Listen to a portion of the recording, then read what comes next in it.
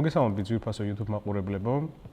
თქვენს ელექტრონულ მოწყობილობებში ისევ სასარგებლო პოდკასტია. მე თემო ვაშაკიძე ვარ, ბრიტანულ ქართული აკადემიის დაწყებით საფეხურის ხელმძღვანელი. როგორც იცით, ამ პროექტის ფარგლებში ჩვენ მარტივ და გასაგებ ენაზე ვსაუბრობთ იმ აქტუალურ საკითხებზე, რომლებიც სასკოლო საზოგადოებებს და არა მხოლოდ სასკოლო საზოგადოებებს აინტერესებს. ჩვენ გადაცემის მორგი სტუმარი გახლავთ კომუნიკაციის, ენისა და მეტყველების თერაპევტი ქალბატონ თიკო ანთიძე. როგორ ხართ თიკო? კარგად, თქვენ როგორ ხართ? კარგად, მადლობა რომ გვესტუმრეთ. დარწმუნებული ვარ, რომ ჩვენი საუბარი ძალიან ბევრ ადამიანს წაადგება ეს ყოველდღიურ პრაქტიკულ გადაწყვეტილების მიღებაში. მეტყველებაზე და ენაზე რო ვისაუბროთ, ზოგადად ალბათ თავიდანვე ადრეული ასაკიდანვე ეგ არის ქვაკუთხედი რაღაცნაირად ბავშვის განვითარების, ხო? და პრობლემები, რომლებიც თავს იჩენს და რომლებზეც ჩვენ ვისაუბრებთ, ძალიან დიდ შედეგებს ნახულობთ შემდეგ ალბათ მოზარდობის ასაკში და ასე შემდეგ. პირველად რომ დავიწყოთ, როგორ ეს საუკეთესო სცენარი, ახლა ჩვენ ძალიან ბევრი მოსაზრება მოგვისმენია მშობლებისგან, რომ არ ვიცი, აი 3 წლის ასაკში დაიწყო ლაპარაკი და ნერვიულობ და ასე შემდეგ. ხო, ანუ საუკეთესო სცენარი როგორი შეიძლება იყოს აი სტანდარტული განვითარება და შემდეგ ვისაუბროთ ესე რომ ვთქვათ რაღაცა კონკრეტულ წუხილებზე ან გამოწვევებზე, რომლებიც თავს იჩენს პროცესში.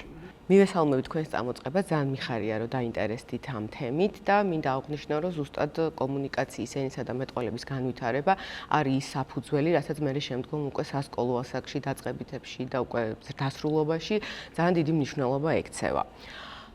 რომ დავიწყოთ ადრეული განვითარება, ძალიან ხშირი არის ესეთი ტენდენცია ჩვენს ქვეყანაში, რომ აი ოჯახის სხვა წევრმა ადრეც 5 წლის ასაკში დაიწყო ლაპარაკი და მერე რა მოხდა დაიწყებს და ამიტომ ველოდებით ხოლმე 5 წლის ასაკში. თუმცა ამასაც აქვს თავისი რო ვთქვათ სიმპტომი, ხო? 5 წლის ასაკში საუბრის დაწყებაზე რა გულისხმობს? თუ ბავშვი 5 წლის განმავლობაში სიტყვას არ იძახის და კომუნიკაციაზე არ გამოდის, ამას ძალიან დიდი პრობლემები შეიძლება შემდგომ მოყვეს. 5 წლის ასაკში, რა თქმა უნდა 5 წლამდე ძალიან დიდი ეტაპი არის ენობრივი განვითარების და ზუსტადაც რო ეს პირველი 5-6 წელი არის ეგრეთ წოდებული ღრუბელი, როდესაც ბავშვი ყველაფერს ისრუტავს. ანუ ძირითადი მისი მშობლიური ენა, ეგრეთ წოდებული ჩარჩო ყალიბდება და მერე შემდგომ ხდება უკვე ამაზე დაშენება. და როდესაც ჩვენ ამ პერიოდს ყურადღებას არ ვაქცევთ, მერე უკვე სასკოლო ასაკში შეიძლება სხვა პრობლემებმა იჩინონ თავი, რა. მე სასკოლო ასაკში ვიწყებთ ესე რომ ვთქვათ მაგაზე ზრუნვას. რომელიც შეიძლება ერთგვარ დაგვიანებული პროცესიც კი იყოს, მაგალითად? კი, ზოგიერთ შემთხვევაში დაგვიანებული პროცესიც არის, თუმცა იმიტომ არის დაგვიანებული, რომ უკვე ჩარევის შემდგომ პროგრესი მიდის ძალიან ნელა. 5 წლამდე ჩარევის დროს და თერაპიის და ინტერვენციის შემთხვევაში შედეგი პროგრესი ძალიან გაცილებით ჩქარა მიდის, ვიდრე 5 წლის ზემოთ. იქაც გვაქვს რა თქმა უნდა შედეგი, მაგრამ ისეთი ეფექტური არა, როგორც იქამდე. და ერთი ნაწილიც არის კიდე რომ პირობთ და დაგვიანებული მეტყველება, იგივე არასწორად რო გამოთქვამენ ბავშვები ბგერებს და 5 წლამდე აი გვესაყვარლება და ოჯახის წევრებიც ბავშვის ენაზე ვსაუბროთ, კი, რაზეც ბავშვი საუბრობს. ანუ იმდენად დიდხანს რჩება ოჯახში ეს, რომ მე უკვე სკოლაში ბავშვი რო შედის და ბავშვი საუბარი უცხოსთვის, მასწავლებლისთვის, კლასელისთვის გაუგებარი არის, მე ეს სირთულე გადადის წერა-კითხვის სირთულეში. ანუ ძალიან დაკავშირებულია ერთმანეთთან და არაერთი კვლევა არის ამაზე რეალურად, რომ ადრეულ ასაკში არასწორად გამოთქმული სამეტყველო ბგერები და დამახინჯებულად საუბარი, შემდგომ სასკოლო პერიოდში წერა-კითხვის პრობლემის წინაპირობაა. საპირისპირო აზრიც ხო არსებობს. ახლა ენისა და მეტყველების თერაპია ახსენე და თერაპიაზე სიარული და ბოლო წლებში ამ ხრივ ცნობიერება ცოტათი გაიზარდა. მე ვფიქრობ და ბევრმა ადამიანმა დაიწყო სპეციალისტების მიმართვა. თან ჩვენ გვაქვს ძალიან დიდი ფუნქციონირება მართლა, რომ საქართველოში ყავდეს ძალიან კარგი სპეციალისტები, ხო? აი მაინტერესებს იმ კონკრეტულ შემთხვევებში, როდესაც მშობლები მოგმართავენ, ესე რომ ვთქვათ, ძირითადი გამოწვევა და ძირითადი წუხილი რა არის? ახლა ესეთი სტერეოტიპული რა ჩვენ ვიცით, ყველაზე გავრცელებული ნამდვილად ეს არის, რომ რაღაცა ასოებს არასწორად გამოთქვას ასე შემდეგ. აი ძირითადი საკითხების ჩამონათვალე, ძირითადი წუხილების ჩამონათვალე, მშობლების მომართვიანობა, ეხლა ყველაზე გავრცელებული რა სფეროშია ესე ვთქვათ, რა კუთხით არის?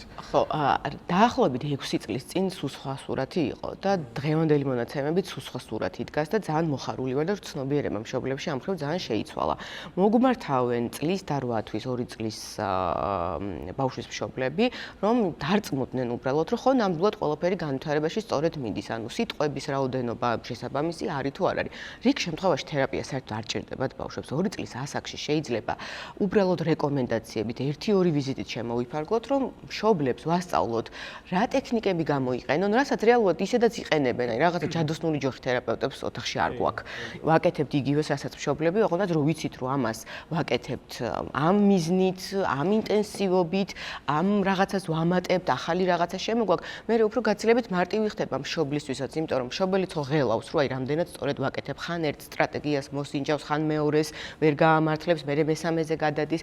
ამიტომ რაღაცნაირად რეკომენდაციებს რო ვაძლევთ, მე მიდიან, 6 თვის მერე ბრუნდებიან, ან საერთოდ არ არის და უკვე ერთ თვეში და ორ თვეში უკვე გაცილებით სხვა შედეგი აქვთ, არის შემთხვევები და რაღაცა წითელი მიმანიშნებლები, რაზეც უკვე ვამბობთ, რომ თერაპია დასაწყებია, მაგრამ ზოგიერთ შემთხვევაში უბრალოდ პრევენციის მიზნით გავდივართ, რომ ხო, ყველაფერი ნამდვილად ნორმაში არის და მოდი დაველოდოთ რაღაცა ასაკს, ან გაითვალისწინეთ ეს რეკომენდაციები და მე შემდგომ შევხედოთ განვითარება დინამიკაში როგორ წავა. აი წითელი წერტილები ხო ძალიან მნიშვნელოვანი რაღაც ახსენეთ, ანუ ერთი მხრივ შეიძლება მარტივ პრობლემასთან გქონდეს საქმე, რაღაცა ბგერის არტიკულაციას ვერ ახერხებს და თუნდაც თერაპიის ან სწორი მიდგომის პირობებში რაღაცა გამოასწოროს. მეორე მხრივ სხვადასხვა სპეცსაჭიროების მანიშნებელი შეიძლება იყოს, ხო? ანუ არა მხოლოდ რაღაცა კონკრეტული ბგერითი დარღვევის ან რაღაც მსგავსი, არამედ აბსოლუტურად სხვა საჭიროების, მაგალითად აუტისტური სპექტრი, რომელიც ხასიათდება რაღაცა ნაკლები საუბრით, ესე რომ ვთქვათ, საერთოდ ხშირ შემთხვევაში არის ხოლმე, რომ საერთოდ ვერბალიზება არ ხდება ბავშვის მხრიდან, ანუ კიდე სადამდე შეიძლება მიგვიყვანოს იმან, რომ რაღაცა გვიან აღმოვაჩინოთ, ან საერთოდ ვერ აღმოვაჩინოთ, არ დავიწყოთ ამ მიმართულებით მუშაობა. რა არის ის ყველაზე ესეთი მწვავე პრობლემა, რაზე შეიძლება რომ გაგვიყვანოს, ესე რომ ვთქვათ, ამ პატარა გამოწვევა. ხო. აი დასაწყისში როგორც ვახსენე, რომ კომუნიკაცია ენა მეტყველება, განვითარების თვალსაზრისითაც ქრონოლოგიურად მიდის ესე. პირველი ვაკვირდებით, ან ბავშვი რო იბადება და თვეების არის, 6 თვემდე მას უყალიბდება გაგების და კომუნიკაციის უნარი. კომუნიკაციით ყველა ვიბადებით და შესაბამისად აუტიზმის შემთხვევაში, როდესაც წამყვანი პრობლემა კომუნიკაცია, ძალიან ადრეულ ასაკში შეიძლება რომ შევამჩნიოთ. თუ რა თქმა უნდა დავაკვირდებით და მე ამ დაკვირვების შედეგად შესაბამის სპეციალისტს მივმართავთ. კომუნიკაცია იგივე თვალებში ყურება, მზერითი კონტაქტის დამყარება.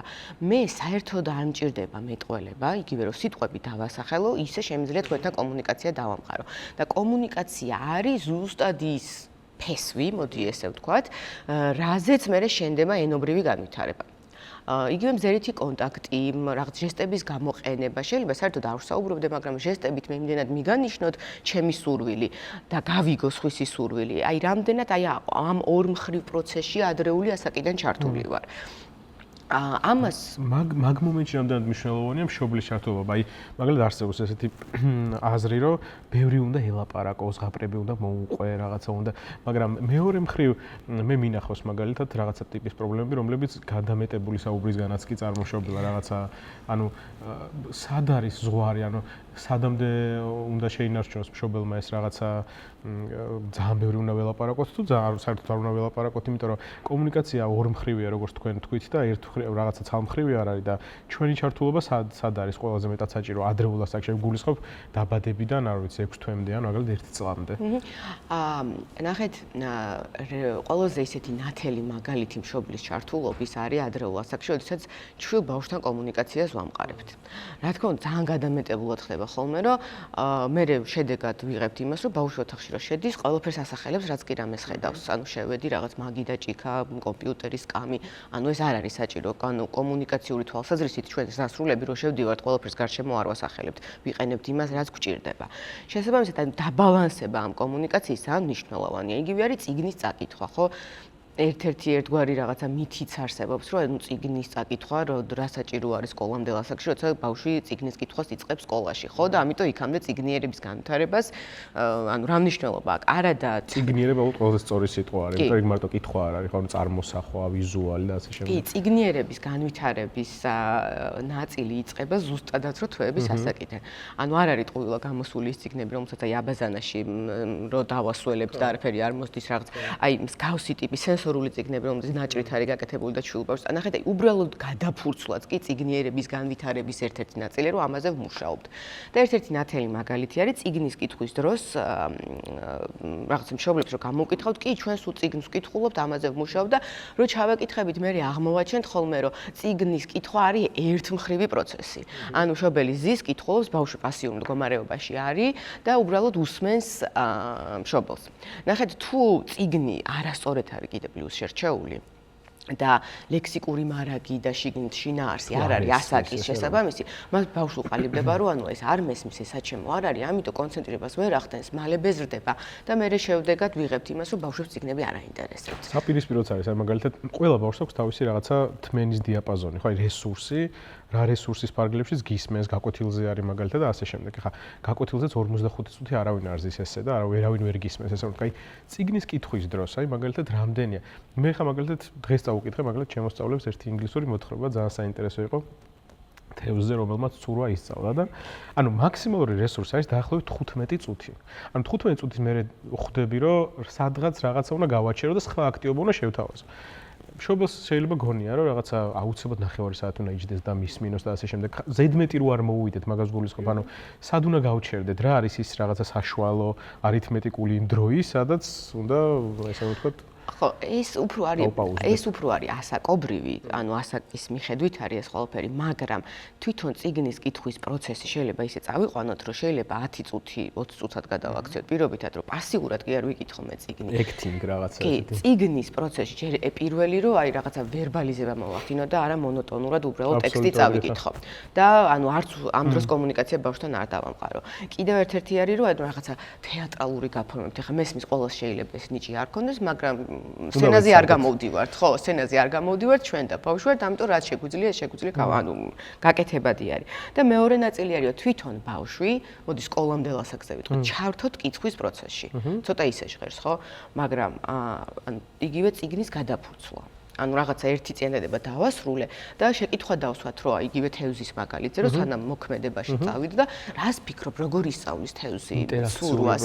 ხო, ან რატო არის, ხო, აი ამ პროცესში ჩავრთოთ. თუნდაც მე გადავშალოთ, სხვა შორის ამისთვის ადრეულ ასაკში ძალიან კარგია ეგრეთ წოდებული picture book-ები, ნახატებიანი წიგნები, სადაც ძალიან დიდი ნახატებია და ძალიან ცოტა ტექსტი არის. ზოგიერთ წიგნი არის საერთოდ ტექსტი არ არის. ეხლა 3D წიგნებიც არის, რომ გადაშლი და ამოდის მთელი სამყარო იქ.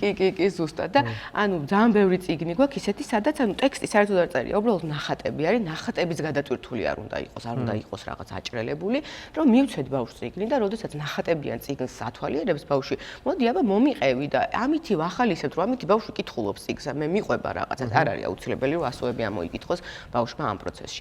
ასევე კიდე ძალიან კარგი საშუალება არის რომ ამ პროცესს ხელი შეუწყოთ, წიგნის გარშემო აქტივობები გავაკეთოთ. პირობითად რაღაცა ეხა თევზის მაგალითს მოვიყვან ისევ. დავაწებოთ, გავაცოცხლოთ. რაღაცა პლასტილინისგან გამოვზერწოთ, არ არის აუცილებელი აქაც ხელოვნები და მაღალი ხატვის, ესე ვთქვათ, ცოდნა და უნარები, გამოვზერწოთ რაღაცეები, რომ აბა მოდი ეხა და რაც წავიკითხეთ, ის გავათამაშოთ. ესე გამოდის, რომ შეიძლება 5 წუთი წავიკითხე, მაგრამ 9 საათი მე წიგნის გარშემო ვმუშაობ. ის პროცესი ჩართულობა, გამოვჭრათ, დავაწებოთ, მე გავათამაშოთ. მოდი ახლა სხვებს მოვუყოთ ძალიან თავისუფლად შეიძლება რაღაცა მინი სპექტაკლის დადგმაც. აბსოლუტურად. ეხლა სპექტაკლს თუ დადგავ და ეგეთ საუკეთესო სცენარს თუ დადგავ, რა თქმა უნდა, ყველაზე მაგარი, მაგრამ მარტივად რო ვთქვათ, 9 საათის მონოტონური კითხვა არაფერს მომცემი არ არის. თუ ამ პროცესში რაღაცა სიამოვნება, რაღაცა ყურადღების გადართვა არ მოახდინეს, სხვადასხვა ხერხები არ შეთავაზე, ფერები არ შემოიტანა და ასე შემდეგ. ეხლა ძალიან დინამიურად მინდა ერთ ძალიან მნიშვნელოვან თემას დავუკავშირდეთ. წიგნები არსებობს ელექტრონულიც, ხო? რაღაცა ეხა ისეთ სამყაროში ვცხოვრობთ, რომ ჩვენ მაგალითად ბიბლიოთეკაშიც და ელექტრონულ რესურსებიც გვაქვს ესეთი წიგნები, რომლებსაც გადაფურცვლის ხმა აქვს და მოკლედ ძალიან საინტერესო, რომ თანამედროვე ბავშვები, რომლებიც რაღაც გაჯეტების ეპოქაში დაიბადნენ, მათთვის სასწავლო პროცესი გახადო ძალიან ესეთი ავთენტური, ესე რომ ვთქვათ. მაინტერესებს ანუ ეკრანის და ზოგადად ტექნოლოგიების გავლენა ცხადია რომ შეიძლება იყოს პოზიტიურიც და რა თქმა უნდა ძალიან დიდი პოზიტივი არის ამ მიმართულებით და რა თქმა უნდა ალბათ ძალიან ბევრი ნეგატივიც არის, ხო? აი მაგალითად მშობელი მყავდა რაღაცა შეხვედრაზე ვსაუბრობდით და იცი რომ მე ძალიან დიდ დროს ვუთმობო აი ამ ლიტერატურის გაცნობაზე, რომ ჩაურთავო და უსმენსო, ესე რომ ვთქვა. ამ შეიძლება ერთ-ერთი ძალიან საინტერესო, ერთ-ერთი ხერხი არის, მაგრამ სად არის, აი როგორ თქვა, რა არის ყველაზე კარგი საშუალება ეკრანთან ურთიერთობის მაგ დროს და რა გვაზიანებს ესე YouTube-ი შემოვიდა, ხე ჩვენს YouTube პლატფორმაზე ვართ, მაგრამ YouTube-ზე რამდენადაც კარგი მიმართულებები არსებობს, რომ გამოვიყენოთ, იმდენად შეიძლება ეს ცალკე თუ დატოვე YouTube-თან, მეტყველება და ძალიან იმოქმედოს და სად არის ეს ოქროს შუალედი? აი მაგალითად თქვენ როგორი რჩევები მიგიციათ მშობლებისთვის მაგ მიმართულებით, რომ ეკრანთან ურთიერთობა სად უნდა ცოტა დავაპაუზოთ, შევანელოთ, სად უნდა ავაჩქაროთ, აი ეს კონკრეტული. აქაც უფრო ასაკზე მივდივართ, რომ რა ასაკში რა დოზით ვაძლევთ ამ ყველაფერს და რა სახით ვაძლევთ, რისთვის ვიყენებთ, ანუ მიზნობრიობა რეალურად ტექნიკის გამოყენების. დღევანდელ რეალობაში ის რომ ავკრძალოთ საერთოდ ადრეულ ასაკში ტელეფონი ყოლა წარმოუდგენელი არის. მაშინ ანუ ყველა კი, აუცილებლად ნუ სახში არ მივცემთ, ბაღში დაინახავს, მერე სკოლაში დაინახავს და გამოდის რომ რაღაცა სოციუმისგან ვაგდებთ ავტომატურად, ხო, რომ აი რაღაც მკაცრი წესებით. თუმცა ადრეულ ასაკში იქამდე მეწდაკლებად მოდის მკაცრად უწყი არ შეიძლება და აუკრძალავთ, სანამდე კომუნიკაცია არ ჩამოყალიბდება. იმიტომ რომ ნახეთ, ანუ აი პატარა ბავშვების შემთხვევაში, როდესაც მე თუნდაც შემეცნებით რაღაცას მაყურებინებდნენ, პროცესი არის ცალმხრივი. ანუ ვზივართ მე და ეკრანი, ამ დროს მე შეიძლება რაღაცების გაზიარების სურვილი მაქვს და ანუ უზიარებ ეკრანს და ეკრანისგან მე უკავშირი არ მიბრუნდება, რეფლექსია არ ხდება ეს. არანაირი საერთოდ და ამ დროს ანუ ერთხელ ორჯერ მე ისევ და დავჯექი პასიურად და მე ინფორმაცია რაც მივიღე, იმას ვერავისთან ვერ ვაზიარებ და გაზიარების გარეშე ახალი რაღაცების დასწავლა ყოველდღე წარმოუდგენელი არის. შესაბამისად, ცოტა უფრო მაღალ ასაკში უკვე ხო, ნუ აი დღევანდელ რეალობაში სკოლის გარემო და ტექნიკასთან არ ურთიერთობა ყოველდღე წარმოუდგენელი არის, ხო? იგივენაირად შეიძლება კომბინირებულად იყოს ეს ნაწილიც, რომ ის რაღაცა თუნდაც წიგნს რო დავამუშავებთ, თუნდაც რაღაცა თემას რო დავამუშავებთ, მოდი რამე შემეცნებით უყუროთ და მიზნობრიობა იყოს ესეთი ნამდვილად სხვა ინფორმაცია არის, რაც ჩემ ბავშვობაში მსგავსი რაღაცები ნამდვილად არ იყო და ჩვენ წიგნში გვიწევდა, მაგრამ ამიტომ ახლა ყველაფერი წიგნიდან ვაკითხოთ ბავშვებს, იმიტომ რომ ჩვენ ესე გავიზარდეთ, ესე არ ხდება. გამოვიყენოთ დადებითად იმ კუთხით, რომ პასიურ მდგომარეობაში არ ხდებოდეს ეს ყველაფერი და არ კონდეს ამას კომუნიკაციის პროცესის შეწყვეტა. ესე თუნდაც რაღაცას რასაც უყურა, მოდი აბა ზიარე, რა ნახე, რა გაიგე ახალი და მსჯელობა და დიალოგის სახე კონდეს მერე შემდგომ ამ ყველაფერს, რომ იცოდეს რომ რაღაც ესეთი. და მაგაზე ერთი პრობლემას ახლავს თავს, რომ თვითონ ენის დასწავლის თავისებურებებიდან გამომდინარე არ იძლევა ეს ვიდეოების საშუალებას, რომ სწორად დაისწავლო ისენა, ხო? ეხლა ყველას გავრცელებული სკოლაში რაც არის, მაგალითად, რომ ძალიან დიდი განსხვავება მშობლები ხშირად თვითონ ხოლმე ამ მიმართულებით კითხავს, რომ იცით რა, შესანიშნავად ესმის და საუბრობს ინგლისურად, მაგრამ თვითონ საგაკვეთილო პროცესში აბსოლუტურად სხვაგანა, ორი განსხვავებული რეალობა არის. ვერ წერს, ვერ კითხულობს, რა ვიცი, ასოების იმას ვიზუალიზაციას ვერ ახდენს და YouTube-ში რაღაცებს უყურებს. აი მაგ მიმართულებით არსებობს აი ესეთი პრობლემა თვითონ მეტყველების ნაწილზე. აი მეტყველების ნაწილს რამდენად ვნებს მაგას.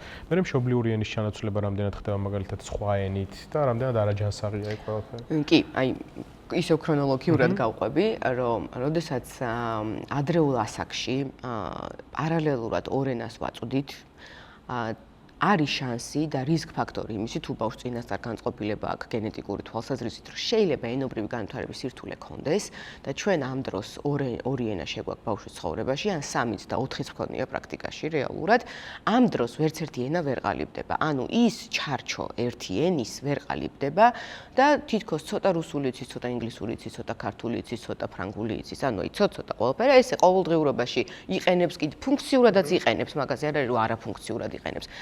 და ამ დროს მე უკვე სკოლის ასაკში ვაწყდებით ზუსტად იგივე სირთულებს. ანუ ხშირად ყოფილა რომ იმ ასაკში გვიმუშავია ენობრივი განვითარების რაღაც პროცესი ბოლომდე არ მეგვიყვანია. ძირითადი სამეთყველო ენა არ გააჩნია. კი, ანუ ერთი სტრუქტურა, ანუ ბავშვს უნდა მიუცეთ ერთი სტრუქტურა, ერთ ენაზე, მნიშვნელობა არ აქვს რომელ ენაზე, რა თქმა უნდა, სასურველია მშობლიურ ენაზე.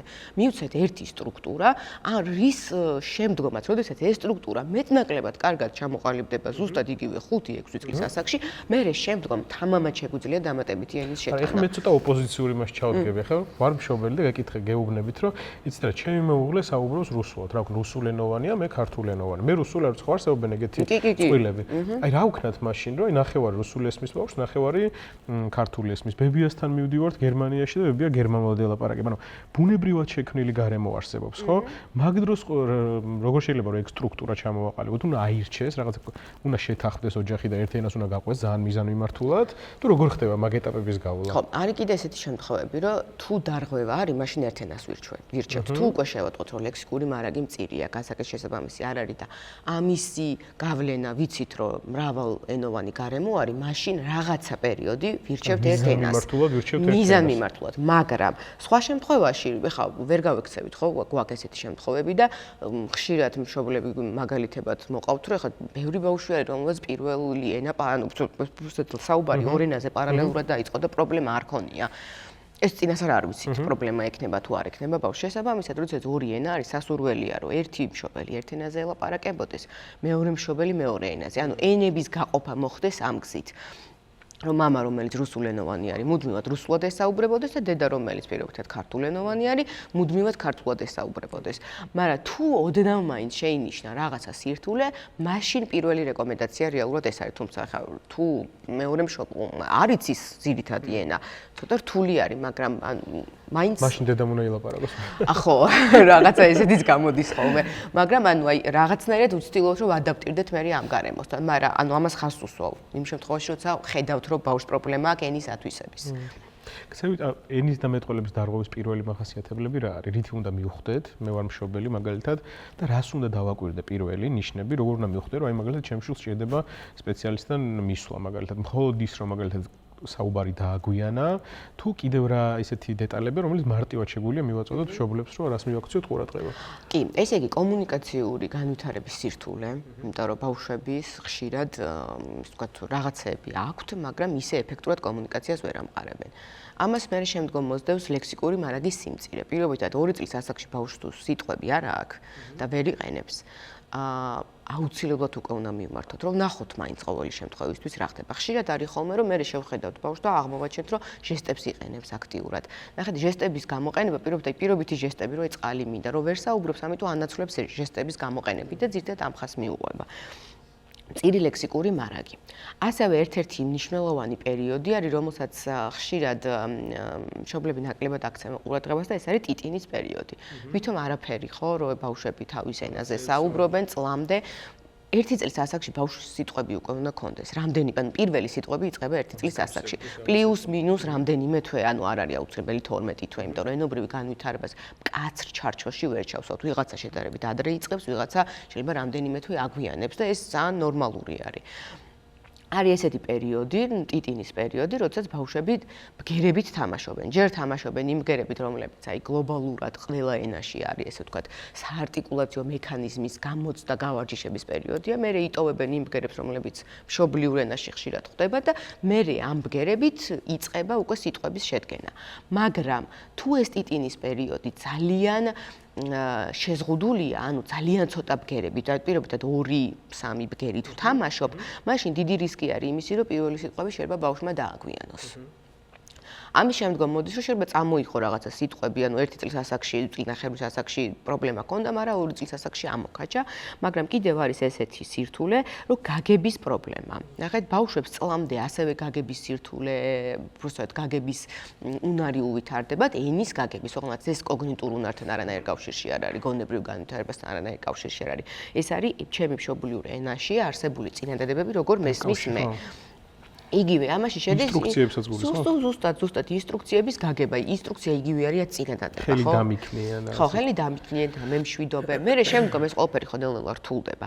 შეიძლება ბავშვმა დაისწავლოს რუტინული ინსტრუქციები, ანუ რუტინული წინადადებები, მაგრამ გაუჭირდეს განსხვავებული ტიპის და ვიყურებდეს ესე სახეში და ელოდებოდეს ჩვენგან რაღაცა მინიშნებას. ჩვენ მე ამას უმარტივებთ და იმდენად ხშირად უმარტივებთ, რომ მე არ ვაძლევთ ცოტა რთული წინადადებებზე რომ გადავიდეს.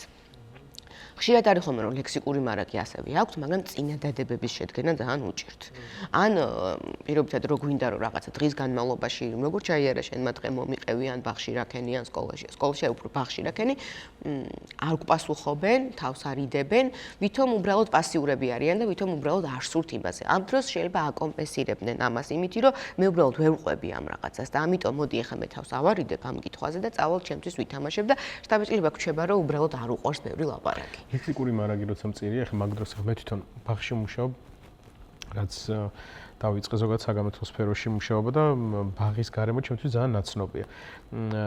ადრეულ ასაკში ქცევა ძალიან მწვავდება მაშინ, როცა ვერ ახდენს არტიკულირებას, რაღაცა ემოციების დაფიქსირებას, ასე შემდეგ და მაგ დროს შეიძლება გქონდეს ტანტრუმი, მაგ დროს შეიძლება გქონდეს, რა ვიცი, თუნდაც ხელის ჩარტყმა, როგორც ქცევითი პატერნი. რამდენად არის მეტყველების პრობლემები მაგის გამსაზღვრელი რა? ანუ რამდენად შეიძლება რომ დაუკავშიროთ ქცევითი თავისებურების მქონე ბავშვი ენისა და მეტყველების პრობლემას, იმიტომ რომ 3-4 წლის ასაკში, 4-5 წლის ასაკში ძალიან ბევრია ეგეთი ქცევა. ჩვენ მასწავლებლები ხშირად ვსაუბრობთ ხოლმე და მივდივართ იქამდე, რომ ბავშვებს დავასწავლოთ საკუთარი ემოციების გამოხატვა რა, თქვი რომ მაგალითად არ გესიამოვნა, თქვი რომ გაბრაზდი, თქვი რომ გაგიხარდა. ხშირად შეიძლება მშობლები ან ნებისმიერი ადამიანი ფიქრობდეს, რომ ეს ცელქი ან რაღაც გავს არ და როდესაც ვერ მეტყველებ, ეგ რაღაცა პროტესტია, ხო, შინაგანი. ანუ რამდენად მივყავართ მაგ პრობლემას, თუნდაც ქცევით პრობლემებამდე. მეტყველების და ენობრივი განვითარების დაგვიანებას ფაქტიურად ხშირ შემთხვევაში თან ახლავს ქცევის სირთულეები. ოღონდ ზუსტად უნდა განსაზღვროთ ეს ქცევის სირთულე და ძალიან ხშირ შემთხვევაში ეს არ არის ქცევის პრობლემა, ანუ ესე ვთქვათ, არასასურველი ქცევა, ამას ვერ დავარქმევთ, იმიტომ რომ ბავშვს სხვა გზა, ხო, იმიტომ რომ ნახეთ, ბავშვმა სხვა გზა არ იცის როგორ გამოხატოს. და რაღაცა ერთ-ერთი სანამ ბავშვი ლაპარაკს დაიწყებს და რო უჭირს ლაპარაკის დაწყება, შეიძლება გადმოყაროს სათამაშო, გაბრაზდეს, რაღაცა ჩაგვარტყას, გვიკბინოს და ეს ჩვენთვის, სოციუმისთვის მიუღებელი ქცევა არის. მაგრამ აქ ქცევაში პრობლემა არ არის. აქ არის პრობლემა იმაში, რომ ბავშვმა ვერ იძახის და რაღაცა ერთხელ გადმოაგდო, ყურადღება მიაქციეს, ორჯერ გადმოაგდო, მერე მიხვდა, ესე იგი ამას რო ვაკეთებ, ესე იგი რაღაცა რეაქცია მოყვება ამ ყველაფერს. ეს არის ბავშვის ემოციის გამოხატულება და ნებისმიერი ემოცია უნდა დავაფასოთ. ამ დროს იმაში კი უნდა ჩავერიოთ, რომ უთხრათ, რომ აბა ესე არ მოიქცე, ამ დროს ანუ ქცევაში საერთოდ არ არის სამუშაო, ამ დროს არის ენაზე სამუშაო. და როგორც კი ლექსიკური მარაგი მოდის, ქცევის პრობლემები მომენტალურად ქრება. ანუ ძალიან თამდავი პროცესი არის. ლექსიკურმა მარაგმა მოიმატა, ბავშვი ადულად ახდენს ვერბალიზებას, გამოხატავს თავის ემოციებს. მაშინვე ქცევა სადღაც ქრება და აღარ არის. ამიტომ ეს ქცევის პრობლემა არ არის. რატომ შეიძლება რომ მაგალითად არ დაველოდოთ სკოლას და დავიწყოთ ჩვენ თვითონ რაღაცა აკადემიური პროცესები. ხშირად მაგალითად არის ხოლმე რომ ბავშვი ძალიან მზად მოდის რა სკოლისთვის, ყველაფერი ანბანი იცის, ზეპირად წერა იცის, უკვე ზეპირად რაღაც და ანუ ეგ რამდენად ისეთია სწორი და ჯანსაღი პროცესია. თუ სკოლას უნდა დარჩეს რაღაც სკოლას როგორც სტრუქტურიზებულ გარემოს, სადაც შეთანხმებები არსებობს, წესები არსებობს, უცხო ადამიანები უნდა გაიცნო. როგორ შეიძლება რომ მოვიქცეთ სკოლისთვის ძალიან ჭყალებშიც ძალიან მაგრად უნდა მოვამზადოთ თუ რაღაცა რა არის ის რაღაცა საბაზისო ელემენტები როგორც რითიც შეგვიძლია აღჭურვოთ სანამ სკოლაში მივა ბავშვი. სკოლამდე წერა-კითხვის სწავლა, მიმატება გამოკლების და აკადემიურ უნარებზე მუშაობა საერთოდ არ არის სავალდებულო. კი არა, უნდა აიკრძალოს მე რო კაცმა მკითხოს. და არაერთი ფსიქოლოგი ამაზე საუბრობს ხოლმე, იმიტომ რომ აქ უკვე ენამეტყველების ნაწილი კი არ არის ვთქვათ, მთავარი პრობლემა, აქ უკვე ფსიქოლოგიური სირთულეებით შემოდის მე შემდგომ, რომ მე თუ პირველი კლასის მასალა ყველაფერი ზეპირად ვიცი, ერთხელ მივედი, ვიცი, არაფერი ახალს ვერ ვიგებ, ხო? მე ძალიან დიდი შანსი არის, რომ ჩამომიყოლიბდეს და გამივთარდეს, რომ მე არ მაინტერესებს, ამიტომ ვეღარ ვისმენ და მეორე კლასში როცა უკვე უნდა მოვისმინო და უკვე ახალი რაღაც შემოდის, უკვე ის უნარი არ მაქვს. ანუ ფაქტიურად სასკოლო გარემოში მოქცევის უნარის განვითარების საშუალებას ვართმევთ ბავშვებს ამ შემთხვევაში. ძალიან ხშირად არის, რომ რაღაცა 3 წლის ზოგს მიდრეკილება აქვს მაგალითად, რომ რაღაც მოეწონა, ხო, და ბავშვს დააინტერესოს და მშობლებით ვაიმე დააინტერესებს და მოდი გავაკეთოთ. უბრალოდ შეგვიძლია დავაიგნოროთ. ძალიან ხშირად შემხვედრია, რომ ადრეულ ასაკში ბავშვებს წერა-კითხვა არა, ანუ ასოების ცნობასთან მიმართებაში ინტერესი გამოუხატეთ, მაგრამ ეს ინტერესი ჩვენ არ უნდა გავაღვივოთ. დაეწავიდეს ისე როგორც არის, უბრალოდ ყურადღება არ მივაქციოთ, მაგრამ მეორე ნაწილი რომ მოდი ახლა სკოლამდე ჩვენ ყველაფერი უნდა ვიცოდეთ და პირველი კლასისთვის ზეპირად უნდა იყო, იმიტომ რომ ძალიან კარგი მოსწავლე იყო, ეს ძალიან დიდი ამით უფრო ვაზიანებთ ბავშვებს. მაგრამ ასევე მეორე თეორია რომ შეუძლიათ რა ბავშვებს, ანუ სადამდეც შეუძლიათ და რამდენად ბევრი შეუძლია, ხა მე მუშაობია 4 წლის 5 წლის ბავშვებთან ბევრი ინფორმაციის ათვისება შეუძლიათ. ეხლა როგორ ფილტრავენ და სადალაგებენ თავის რაღაც გონების სტრუქტურებში არ ვიცი, მაგრამ ზოგი ფიქრობს, რომ მაგალითად რაც უფრო მეტ ინფორმაციას მიუწევს, მით უფრო კარგია. მაგრამ მე მაგის აღრევა არ ხდება, მაგალითად, ანუ ცოტა არიბნევა ბავშვი მაგდენი ინფორმაციით, ესე რომ ვთქვათ. ზუსტ ერთი შემთხვევა რომ შეიძლება დაიბნეს კიდევაც, მეორე რომ უბრალოდ ამ ინფორმაციის მიღების, გადამუშავების სისტემა ბავშვ თავისი აქვს და ის რომ გადავტვირთოთ ძალიან რთული არის ბავშვისთვის. და კიდევ ერთ-ერთი სირთულე, რაც ძალიან ხშირია ხოლმე, გადაჭარბ, ხო ვახსენეთ, ანუ ენობრივი განვითარების სირთულე, როდესაც ასაკის შესაბამისი არ არის და ანუ ქვემოთ არის. არის შემთხვევები, სადაც ბავშვს ლექსიკური მარაგი და ენობრივი განვითარება ასაკის შესაბამისზე მაღლა აქვს. ამ შემთხვევაში პრაქტიკაში ხშირად გქონია, რომ ენაბორძიკის დაწყების რისკიც არის. ანუ მე იმდენად ბევრი რაღაცა ვიცი და იმდენად ბევრი რაღაცის მოყოლა მინდა, რომ ერთმანეთში უღრევ და არის ხოლმე შემთხვევები, რომ ენაბორძიკის დიაგნოსტირებას რო ვახდენთ, ან ქვემოთ არის, ან ნორმაში არის და ხშირად ქონია რომ ზემოთ არის ენობრივი განვითარება ასაკის. ეს ყოველთვის მიერ არის ახალისებული, ხო? სავარ, ანუ რას გულისხმობ თვითონ ხო ვერ ისწავლის ამდენად ჩვენ თუ არ შევთავაზთ გარემომ თუ არ შესთავაზა მაგდენი ინფორმაცია. აი წეგავს საუბრობდით რომ უნდა წავუკითხოთ ბავშვს და რამდენი უნდა წავუკითხოთ, როგორ უნდა წავუკითხოთ, თუ მთელი დღე ვზივარ და ვკითხულობ, თუნდაც რაღაცა acting პროცესში ვარ და რაღაცა გარდასახვაში ვარ, სადღაც ხო არსებობს ზღვარი, სადაც უნდა გაჩერდე და უკვე სხვა რაღაცა ცოტა თერაპიული პროცესი შეთავაზო. თერაპიული რა უფრო სხვა სტილის, ესე რომ ვთქვათ. მაგ დროს ალბათ ჩვენ უნდა შევახსენოთ, შემოუძახოთ ჩვენ თავს, რომ სადღაც ზედმეტია, ხო? კი, ნამდვილად. თორემ მაგ დროს შეიძლება ეს ენაბორძიკის პრობლემა სხვა შორის ისეთი არა იშვიათია გავრცელებული. კი, არის ხოლმე პერიოდები, როცა ძალიან დიდი მომართვიანობა არის ხოლმე ცოტა ისეთი გააჩნია, ანუ პერიოდებსაც, ასაკსაც. მაგ როგორ არის, აბა ვითი რა არის მთავარი მექანიზმი მაგის და თუ ენაბორძიკი თუ გაჩნდა მაგალითად ვეღარ უშევით. არის ესეთი ნაწილი, ენაბორძიკი რაღაც ეტაპზე განვითარების ნორმა და ცითვლება. აი მაგალითად 2-3 წლის ასაკში ბავშვს დაეწყო ენაბორძიკი და ხშირად მშობლები მოდიან, რომ აი 2 კვირა დაეწყო, 1 თვეა დაეწყო, მაგრამ ამ ასაკში ვცდილობთ, რომ ეს შეიძლება იყოს განვითარების ნორმა. რომ აი რაღაც დაიწყო და თავისითვე გაუქრება და იმის შანსი, რომ მომავალში დაეწყოს, ძალიან მცირეა. რომ აი ზუსტად იმიტომ რომ მობილიზება მოვახდინო, გავაზიარო რაღაცები, ამ დროს ჩქარობ და ან ნორმად ითვლება ეს დარღვევად ვერ ჩავთვლით ამას და თერაპიას მაშინვე ვერ დავიწყებთ. ამ დროს მშობლებს ვატართ რეკომენდაციებს, რაც არის ენაბორძიკის შემთხვევაში, იგი ძალიან ის თქვა ყველაზე პირველი რომ არ დავასრულოთ მის მაგივრად დრო მივცეთ, არ ვაჩქაროთ ასე შემდეგ და მე ხშირად დაურეკებ მშობლებს რომ აი მე იცით რა 1 თვეში 2 თვეში გაიარა და ესე იგი რაღაცა ყველაფერი. არის შემთხვევები, როდესაც ანუ აი დაწყებიდან 6 თვეს მაინც ველოდებით. თვითონ პატარა ავადდება ასაკში. თუ. კი. ცოტა მაღლა თუ მივდივართ მაგალითად ცოტა მაღლა თუ მივდივართ, ამ შემთხვევაში უკვე დიდი რისკი არის, რომ დაიწყო, რა თქმა უნდა გამოვიკვლიოთ წინასწარ რა, ასე ვთქვათ, რამ გამოიწვია პროვოცირება, გენეტიკური არის თუ არ არის, იმიტომ რომ ვინმეს ოჯახში აქვს თუ ქონდა თუ არ ქონდა. ან მაგას მნიშვნელობა აქვს ესე გენეტიკას. კი, გენეტიკას ნამდვილად მნიშვნელობა აქვს. თუ გავიგებთ რომ გენეტიკაში არის, ესე რომ ვთქვათ, თერაპიულ პროცესში ჩართულობის შანსი მატულობს. არის შემთხვევები, როდესაც უბრალოდ რეკომენდაციებს ვაძლევთ, რაღაცა გზაზე ვაყენებთ და მე უბრალოდ ველოდებით თერაპიაში. ეს ენაბორძიკი შეიძლება უბრალოდ გენეტიკურად იყოს გამოწვეული და ერთი რაღაცა შექმნილი ვითარებიდან გამომდინარე, თუ ბევრი ინფორმაცია აქვს ბავშვს. კი, ესეც არის და თუ დაიწყო ენაბორძიკი და დაახლოებით თუ ზუსტად მახსოვს დაახლოებით 10-11 წლამდე თუ დაიწყო, ძალიან დიდი შანსი არის, ანუ იმის ზემოთ ნაკლები შანსია რომ დაიწყოს, თუ დაიწყო, დიდი ვარაუდით მთელი ცხოვრება ექნება. ანუ ესე ვთქვათ, განკურნებადი ენაბორძიკი არ არის. ანუ ენაბორძიკი ანუ ნახეთ, შეიძლება სწავლად რაღაც პრაქტიკაში გამომუშავებადი არის. მე თუ გამოიმუშავე, შეიძლება მართლა ისე გავიდე წელი ჩემი ცხოვრება, რომ არ მქონდეს, მაგრამ რაღაცა კონკრეტული ისეთ ემოციურ სიტუაციაში ენაბორძიკთან მიმართებაში მენამეტყველების თერაპევტთან და აუცილებლად ფსიქოთერაპევტიც მუშაობს, რომ ემოციურ ნაწილთან როცა ბმა არის. ცოტა იმატებს ეს რაღაცა. ძალიან ხშირად შფოთვები ახლავს თან, გაცილებით როცა არანაირი სხვა სირთულე არ არის და მარტო ეს პრობლემა ახლავს, ხო? გარემოც მოქმედებს ალბათ მან ბულინგის რაღაცა საფრთხე შეიძლება არსებობდეს. კი, ბაღშიც, სკოლაშიც, თანატოლებთან ძალიან ხშირად არის ხოლმე, რომ არასწორი აი ამ რეკომენდაციებს, რასაც მშობლებს ვაძლევთ, იგივეს ვატანთ ხოლმე მასწავლებლებთან.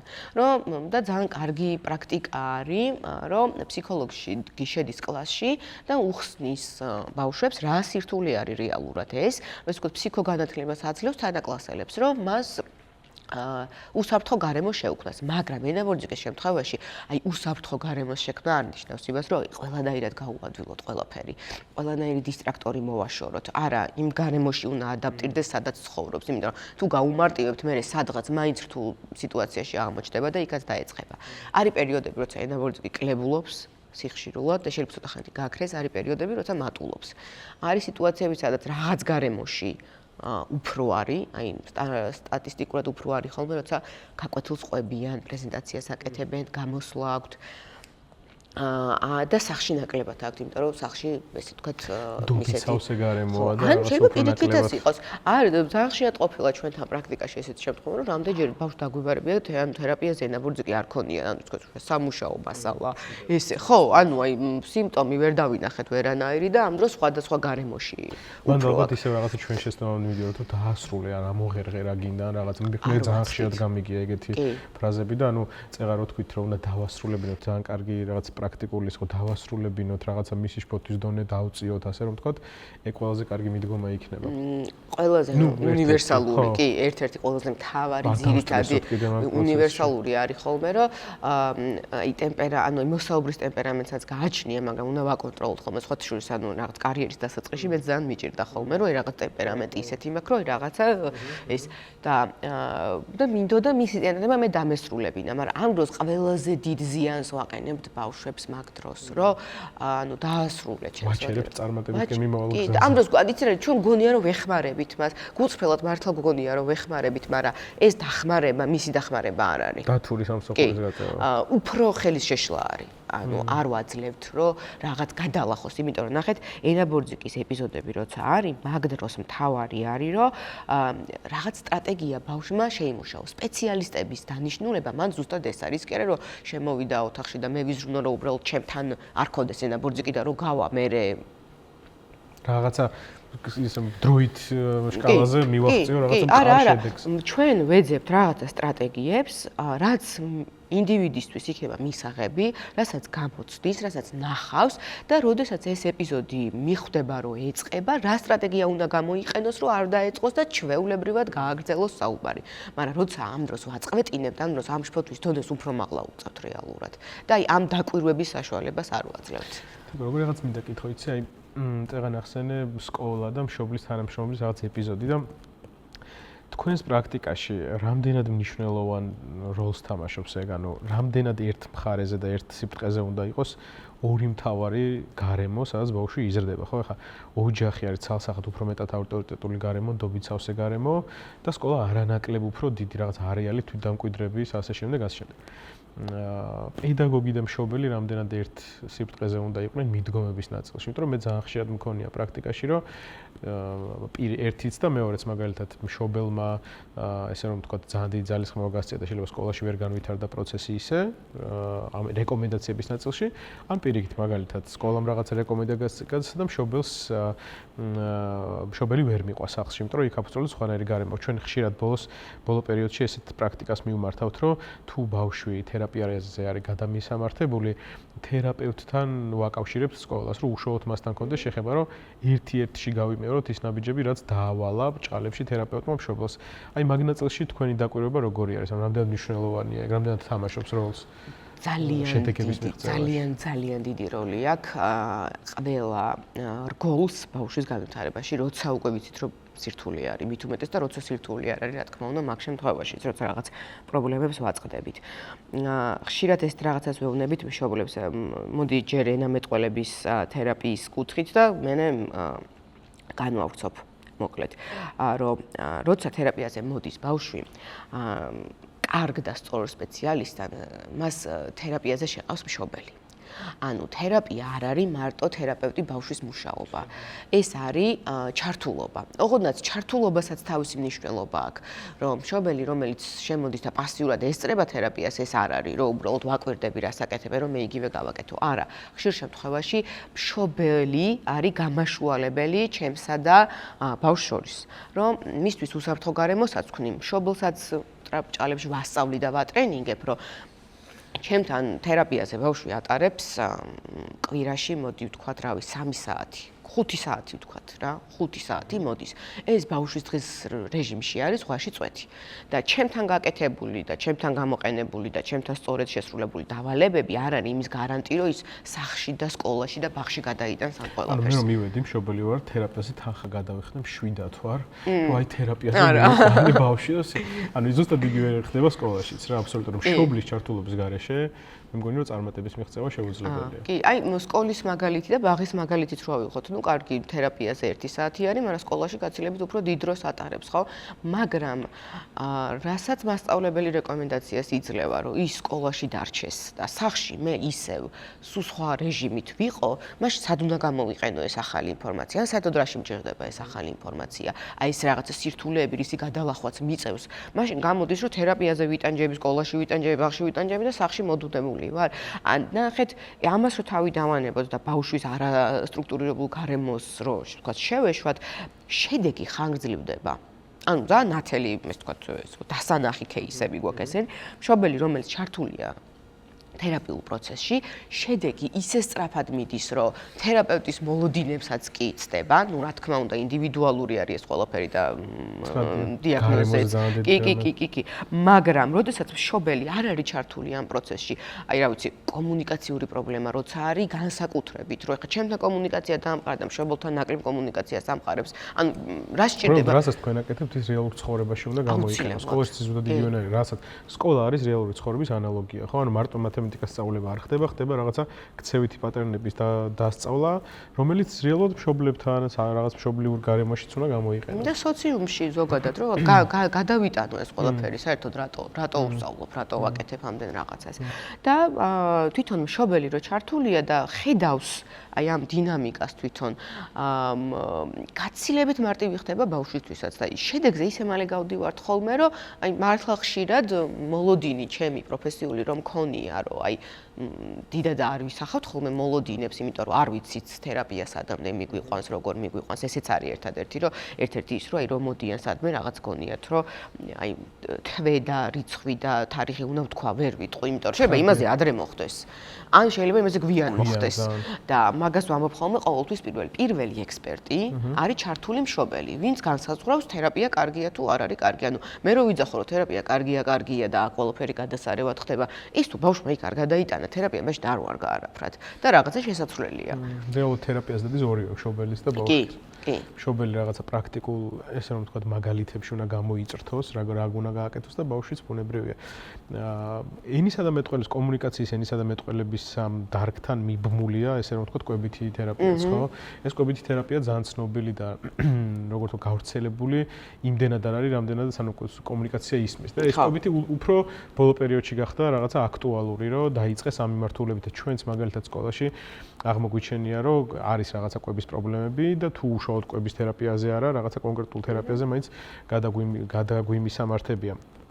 რა არის ძირითადი მომართვიანობის საფუძველი? კვება ხა ბავშვი არ ჭამს, უჭმელია და ეს რაღაც ფრაზები ყველას გვესმის, მაგრამ როგორ შეიძლება დავამსხვრევოთ ეგ სტერეოტიპი? ბავშვი არ ჭამის მიზეზი შეიძლება იყოს 50, ხო, მაგალითად. აი რა არის ძირითადი, როგორ თქვა, გამომწვევი მიზეზები კვებითი სირთულების, რაც თქვენ პრაქტიკაში გინახავთ მაგალითად?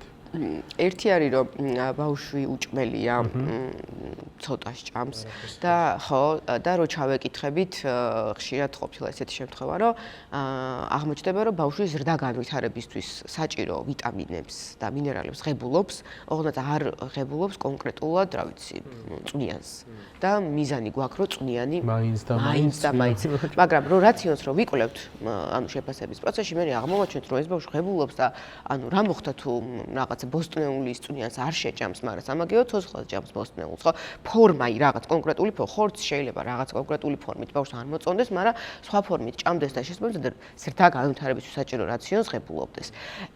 შეცდომები რაც პრაქტიკაში ხვდებით, არის ყველაზე გავრცელებული, რომ სტრუქტურაში არ ზის ხოლმე ბავშვის კვება. ერთ-ერთი არის ესეთი. სტრუქტურაში არ ზის ის, რომ კვებიდან კვებამდე წახემსებები და სასმუსნაოები, რომელიც ესე ვთქვათ, მადას ავადებს, მე ხშირად უიმე უჭმელია და მოდი გაჯეტი ჩავრთოთ და იქნებ ყურებით მაინც იმას გას და ეს ყველაზე დიდი შეცდომა არის, რომ ოღონდაც ბავშვმა შეჭამოს და კი, აი ცალინაპიჯით ფაქტიურად, რომ ანუ და კვების პროცესი, ანუ კომუნიკაცია ვახსენე და კვების პროცესში კომუნიკაციასაც ძალიან დიდი მნიშვნელობა აქვს, იმიტომ რომ კომუნიკაციაზე მდგევართ ზოგადად ადამიანები, მოდი ესე შევხედოთ. ლაპარაკი არ შეიძლება. ხო, ლაპარაკი არა, მაგრამ ანუ მაგას ვამბობ, რომ მე კომუნიკაციისთვის ლაპარაკი არც მჭირდება და პასიურად, აი წარმოგიდგენთ ესე გაყინული ეკრანთან მზივარ და თან მაჭმევენ. ის კი არა რომ მე თვითონ ვჭამ, მაჭმევენ. კი, თვითკვებას ძალიან დიდი მნიშვნელობა აქვს, რომ რაღაც ეტაპზე ბავშვმა დამოუკიდებლად კვება უნდა. რა თქმა უნდა, ეს. ასევე აქ ანუ აი ფაქტურების განვითარებას, რა, აი რა ასაკში უნდა ვიცოდეთ ეს ყველაფერი, რა ასაკში რა ტიპის ფაქტურას ვაძლევთ ბავშვს. ანუ ძალიან ხშირად ყოფილა, რომ დაბლენდერებული საკვებს აძლევენ 5 წლამდე. კბილები ამოსულია. შეუძლია რესურსი აქვს. რესურსი აქვს, მაგრამ მე უკვე ესე რომ ვთქვათ, განვითარების საშუალებას რო არ ვაძლევთ მოტორულ უნარს, ბავშვს უკვე ხო ანუ მართლა აღარ შეუძლია მე ანუ კუნთები ყველაფერი წესრიგშია, უკვე ძალისხმევა ჭირდება იმას, რომ რაღაცა ხორცი დაღეჭოს, კიტრი დაღეჭოს, ბოსტნეული დაღეჭოს და გამოდის რომ მე ამასთან ერთად ის რომ ღეჭვა არ შეუძლია, ასევე საკვებსაც არჩევს, იმიტომ რომ მისთვის იოლ საკვებს უფრო ღებულობს, შეიძლება იოგურტი, დასალევი რაღაცები უფრო მოწონდეს, იმიტომ რომ ხორცი არ მოწონს, იმიტომ რომ უნდა დაღეჭოს და ეს უნარი არა აქვს. ხშირად ამანაც შეიძლება გამოიწვიოს კვებითი სირთულეები, ოღონდ კვების სირთულეებში ასევე შედის ქცევასთან დაკავშირებით ის რომ მე პრობლემა არ მაქვს არანაირი, მაგრამ ქცევა მაქვს რომ ავჭამ რაღაცებს. ასევე არის სამედიცინო სირთულეები, რომელიც ყლაპვასთან დაკავშირებული არის და ამ შემთხვევაში უკვე ძალიან სამედიცინო მიმართულებით ვივდივართ. და აქ მნიშვნელოვანი არის რომ შესაბამისი სპეციალისტი იყოს ჩართული აუცილებლად, ნევროლოგი, პედიატრი და ენისა და მეტყველების თერაპევტი, რომელიც უშუალოდ ამ მიმართულებით არის სპეციალიზებული და სამწუხაროდ საქართველოში 1 თუ 2 ყავს მსგავსი.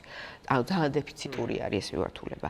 არის სენსორული, რომლის დროსაც ოკუპაციური თერაპევტი არის წამყვანი სპეციალისტი, იმიტომ რომ მან უნდა შეაფასოს ეს ნაწილი და ჩვენი კარვერები და არის ორალურ მოტორული ნაწილი, რომელიც ანუ ღეჭვის ის ფაზები, რაც ბავშვს უნდა გაევლო, შესაბამის ასაკებში არ გაიარა, გადავადდა და არის სირთულეები. და ამ დროს ერთვება უკვე ენისა და მეტყველების თერაპევტი. ასევე არის ძალიან დიდხანს საწოვარას გამოყენება.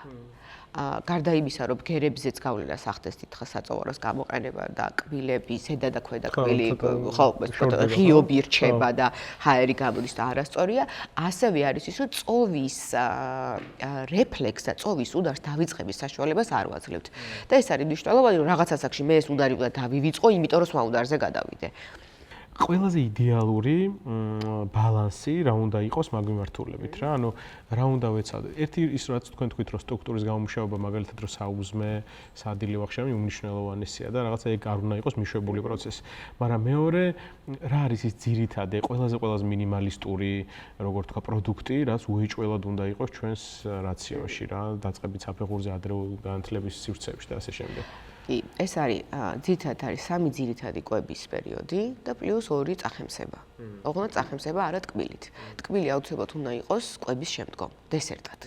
და არა შუალედებში, იმიტომ რომ შუალედებში ეს დესერტი, ტკბილი მე მადას, ასე ვთქვათ, მიცვლის და მე შემდგომ უკვე იმ ძირითად კვების პერიოდში მე უკვე დიდად სურვილი აღარ მაქვს და ამიტომ შეიძლება გამოვტოვო რაღაცა კვება. ამას აქვს ძალიან დიდი მნიშვნელობა ამ სტრუქტურის სწორედ დაცვას. და კვებიდან კვებამდე მხოლოდ წყალი. არა წვენი, არა ჩაი, არა სხვა დანარჩენი. აი ეს არის. წვენიც არ შეიძლება ესე. ხო, მხოლოდ წყალი. კვებიდან კვებამდე წახემსება. წვენი განმტკიცებელია მაგალითად. თუ რა მაგას რა ის რა და არის ძირითადად უფრო აი რადგან შაქარ შეიცავს? და ხილი. ხილი შეიძლება წახემსებაზე. წვენიც დაახლოებით მაგ ვთქვათ რეჟიმში შეგვიძლია ჩავსვათ. აი ძალიან სტერეოტიპული შეიძლება იყოს ახლა რასაც ვიტყვი, მაგრამ ხშირად არის ხოლმე რომ გონიათ რომ ლამაზი თებში და კურდღლის ფორმა იმოქმედებს ესე რომ ვთქვათ. ახლა ჩვენ მეც ხშირად გქონია პრაქტიკაში რომ კულინარიის კლუბის გქონია ბავშვებისთვის რაღაც, მაგრამ ეს ალბათ არ არის რაღაცა მთავარი მოგვარების გზა, ხო? თან მანდ ერთ პრობლემას ვაწყლებით თუ რომ ჩემი საყვარელი ცხოველი თუ არის დათვი, დათვს თავს ვერ მოვაჭარ. ხო. ხო, და ანუ მანდ რა ხდება, ანუ აი food art-ზე მინდა რომ ვისაუბროთ რა, რამდენადაც კარგი და ესეთი ლამაზი შეიძლება ჩანდეს Pinterest-ზე. იმდენად შეიძლება რომ დამაზიანებელი იყოს და რა შეიძლება რომ რა რჩევას მივცემდით მაგ დროს მშობელს, ანუ შეიძლება მაგის გაკეთება თუ საერთოდ თავი დავანებოთ თუ რამის პრობლემის მოგვარება გვინდა. ხო, food art იგივე არის საჭმელებით თამაში და თამაში არის თამაშისთვის და კვება არის კვებისთვის. შეგვიძლია დამატებით რაღაც თვალსაზრისით გამოვიყენოთ და გამოვიყენებია კიდევაც რიგ შემთხვევებში, მაგრამ არა ჭამისთვის. ანუ ჩემი მიზანი თუ არის ბავშვმა შეჭამოს, თამაში ამ მიზანზე ვერ გამიყვანს. თუმცა რაღაც ეტაპზე განვითარების კუთხით აი შემეცნება ტექსტურების როგორი არის, რანაირი არის ხელი მოვკიდო, დავისვარო ცოტა რაღაც კიტრი, ცოტა სველი არის, პამიდორი ცოტა მშრალი. ამ თვალსაზრისით რომ სამყარო შევიმეცნო და სენსორულად ამათი ასე ვთქვათ შესწავლა მოვახდინო, ძალიან მნიშვნელოვანი არის რომ მე უკვე მივიდე იმ ეტაპამდე რომ გავსინჯო, მაგრამ არა ის ნაწილი რომ ფუდარტი გავაკეთო. ძალიან ახალისო არის, დამატებით შეგვიძლია რომ ეს გავაკეთოთ, მაგრამ კვებისთვის არის უნივერსალური ნაწილი. ის თუ ჩვენი მიზანი არის, რომ ბავშვმა რაღაცა შეჭამოს, გასინჯოს და ამ მიზანზე გავიდეთ უშუალოდ მომზადების პროცესში, მოვამზადოთ და არ გასინჯოს. და ჩვენი დამოკიდებულება ამ დროს ახო ვიცოდი რომ არ შეჭამდა. ანუ რაღაცა გავაკეთეთ, რაღაცა ვიცოდით, ანუ თერაპიულ პროცესშიც აი კომენტარების ნაწილი, რომ ძალის ხმა დავხარჯეთ, ხო, ფული დავხარჯეთ. ხო, რაღაცა გავაკეთეთ, დრო დაუთვეთ, რაღაცები ხო ვიცოდი რომ არ შეჭამდა და ამ დროს ბავშვებმა ყველაფერს ისმენს. ეხა შეჭამე თორე ეს რაღაცა ის იქნება. ხო, რაღაც დაშინებასავით. აპრიქ შეჭამე და გიყიდი. ხო, ან თუ ეს უჭმელია მაინც არ შეჭამს. ანუ ესეთი კომენტარების გაკეთებისგან ძალიან თავი უნდა შევიკავოთ. პირიქით წავახალისოთ.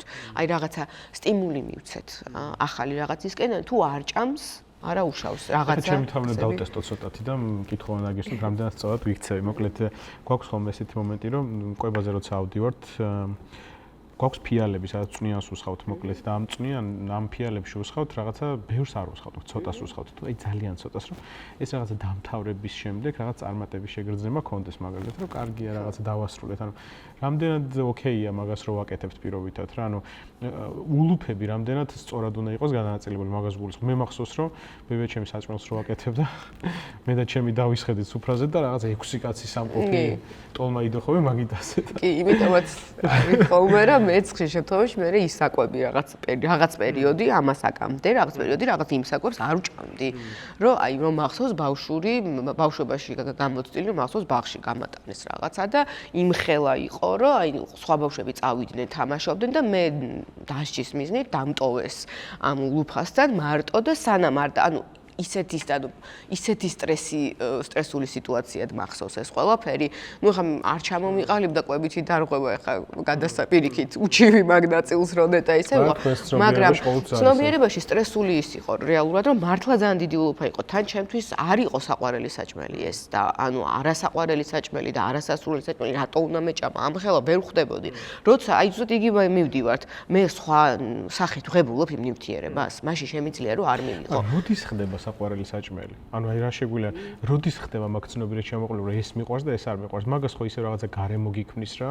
აი მაგალითად ბროკოლი, ახლა ისეთ საცოდავი ბოსტნეული არის, არავის არ უყვარს და ჩვენ ხშირად მოკლედ რაღაც ისტორიებსაც ვიგონებთ ხოლმე რა, რომ აი როგორ შეიქმნა ბროკოლი და რაღაცები, რომ ცოტა გავახალისოთ მოკლედ, მაგრამ სად ხდება მაგ ცნობიერების ჩამოყალიბება 3 წლის ბავშვი, როგორ წყვეტს მაგალითად რა უყვარს და რა არ უყვარს? თუ მაგალითად მართლა ყლაპვის პრობლემასთან რაღაცა ეგეთ იმასთან არ გვაქვს საქმე. ჩვენ რა უნდა გავაკეთოთ იმისთვის, რომ როგორ თანმიმდევრო მიდგომა ჩამოუყალიბდეთ, ანუ მიმღებლობა კონდეს მაგ კერძების მიმართ. რა შეიძლება რო ვქნათ?